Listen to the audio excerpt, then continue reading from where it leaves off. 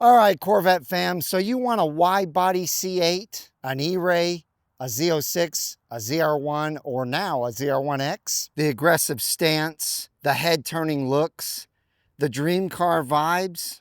I get it. But before you pull the trigger, there's some stuff that you need to know. Because a lot of buyers are making mistakes when spec'ing their C8 widebody builds. And it can cost you big time. Hello everyone, and welcome back to Brink of Speed. Today I'm excited to get into this video with you. I've actually been wanting to do this one for quite some time. So you're the... I know I say that all the time, but really it is true. I've been wanting to do this video for you guys for quite a while. But real quick before we get into it, you guys have been absolutely amazing. Thank you for all the thumbs up. Thank you for all the comments. Thank you for all the shares and the subscribes. You guys have been phenomenal. So do me a huge favor, smash that thumbs up button, hit the subscribe button if you haven't joined the Brink of Speed community yet. Help me reach my goal of 100,000 subs before the end of this year. All right, let's get into this video. So here's what buyers are doing wrong and why it matters. Let's go ahead and start with the wrong trim level, because I see this all the time, ladies and gentlemen. Someone picks a 1LZ to save money, and then they throw 15K into their wheels, their aero, and other upgrades, and suddenly the car looks insane, but they're missing heated seats, a PDR, the front view cameras, and the ability to choose more interior colors, and even basic safety features. So you might ask, why would someone do this?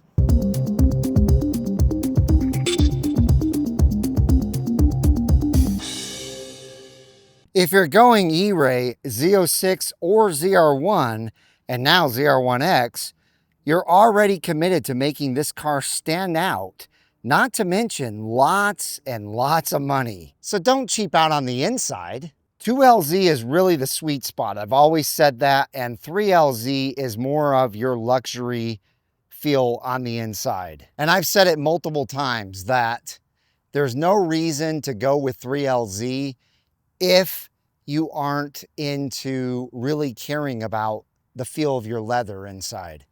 If you don't care about that, 2LZ has pretty much every single thing that 3LZ has, besides the Napa leather and the specialty colors like the dipped interiors. And then last but not least, you don't get any suede or microfiber in them.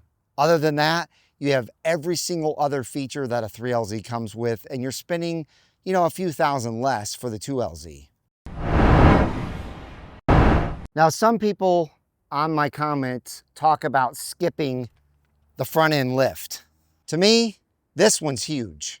The front end lift is not just a luxury, it's a necessity, especially if you just spent a lot on a new aggressive front splitter like you guys know that I did. And I have to say, I've been in 41 states, and pretty much out of all of those states, I haven't been able to find a single one or a single city that didn't have some sort of incline when going up driveways or entering into parking lots. They pretty much all have it. I mean, I think some can get away with not having the front lift, but for most of the world, I think it's a necessity. And for those of you asking, can you skip the front lift and can I just be careful? You can, but you're gonna regret it as soon as you mess up that $1,500 front splitter. And with the front lift, it memorizes over 1,000 places. So once you've got it memorized, you don't even have to think about it. As soon as you get to that spot where you need the front lift, it just automatically raises up. Now, real quick, speaking of spending a lot of money on wheels, that's what these wheels are. These are like $8,400 wheels by Forged Light. And you're probably wondering why I've got that on the front and then I have the OEM stock wheel on the rear. Check this out, and when we come back, I'll explain.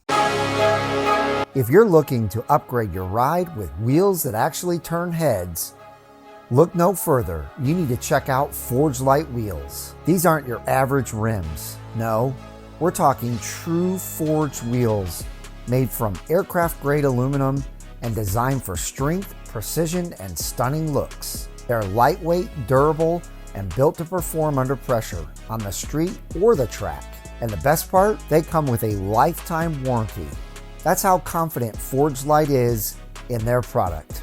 Remember, that's Forged Light with a D. And right now, Forged Light is running a limited time promo. You'll get $300 off instantly, but wait, mention that BOS sent you and they'll take another $300 off for a total of $600 off your order. And let's not forget, they'll throw in free matching lug nuts and shipping as well. That's a massive deal on some of the highest quality forged wheels in the game. So if you've been thinking about upgrading, now's the time.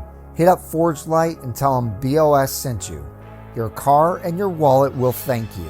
Don't forget, everything will be linked in the pinned comment and description below. So you guys know how I always talk about my wheels being flush and how OEM wheels aren't? Check this out. This is what I wanted to show you guys. See how that's very inset into the fender here? It doesn't look great at all with the OEM stock wheels on. You can see, looking from this side, they disappear when you come over to the edge of the side of the car. However, here is the Forged Light wheel from behind, very flush. And here is the Forged Light wheel coming to the edge of the car. It does not disappear at all. It sits very flush with this fender, and same with the front wheels. They are the exact same way, very flush with the front fender. So now you know why you should go to Forged Light Wheels and get yourself a set at a discount right now. Don't wait, don't hesitate. Call them up and get yourself a set. All right, next up, I'm going to talk about choosing the wrong body style, coupe versus the convertible. So this is definitely a taste issue when it comes to these wide body cars. And with the Z06 and ZR1, there are good reasons to buy the coupe in my personal opinion.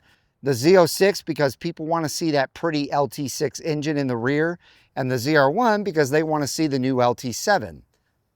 And they also want to have the brand new split window that's back here on the ZR1. But you got to remember, on the ZR1, you do lose these top vents that are up here on the coupe when you get the convertible, which I really will never understand because it definitely does not look as good without those top vents.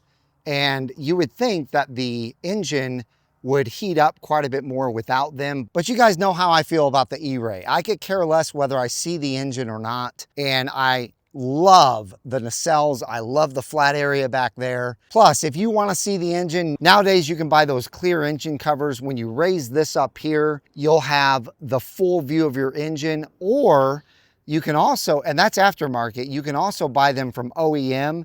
And there's also a company that sells a kit where you actually cut a hole through here, and this is all windowed as well, so you can see your engine from there anyway. I definitely don't plan on giving up this more exotic look from the convertible ever, just because I want to see the engine. Although a ZR1 with split window may talk me into getting back into a coupe.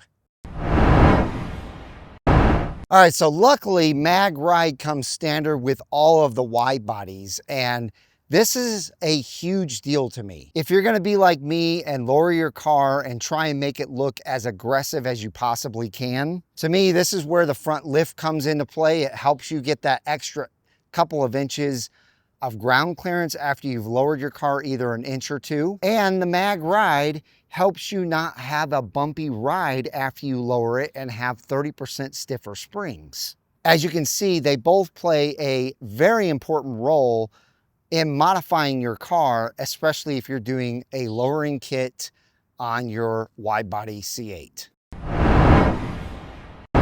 All right, now let's talk about the must-have options that you need to help your C8 widebody look and feel complete. So number one is the front end memory.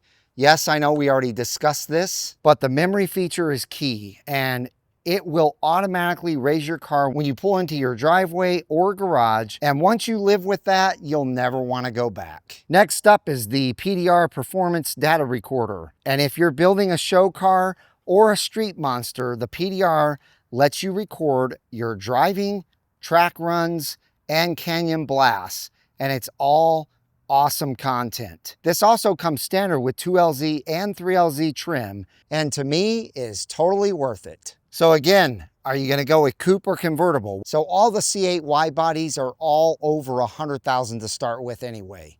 So what's another $7,500? If you like the look of the convertible, you might as well get it.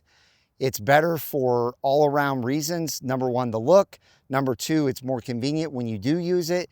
And number three, it's a better resale value. Again, speaking about the trim, if you're spending big on looks, don't cheap out on the inside, guys. 2LT gets you the essential tech. 3LT gets you the leather wrap dash, GT2 seats, and all the bells and whistles. And you gotta admit, it completes the C8 wide body feel in my opinion. So ladies and gentlemen, if you're building a wide body C8, remember, it's not just about the look, it's about the full experience. So make smart choices up front, and your Corvette will not only turn heads, but it'll also stand the test of time. So ladies and gentlemen, let me know what you think in the comments below. Let me know if you're spec'ing out a wide body C8 right now for 2026. And let me know if this helped you. Let me know if you have any more questions that maybe I didn't cover in this video. But like I said in the beginning, I wanted to do this video. I wanted to get it out to you guys so that you guys would have a little bit more info from Brink of Speed on how to build your C8 wide body, and just really think about, don't go cheap on something you're already spending over 100 grand on, because a lot of people don't think that way. They just automatically think, I've got to save money because I am spending this much.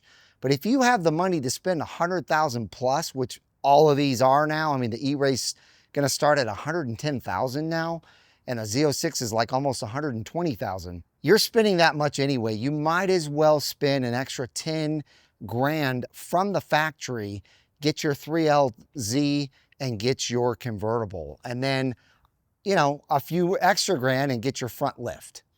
Those are the three things that I highly recommend the most.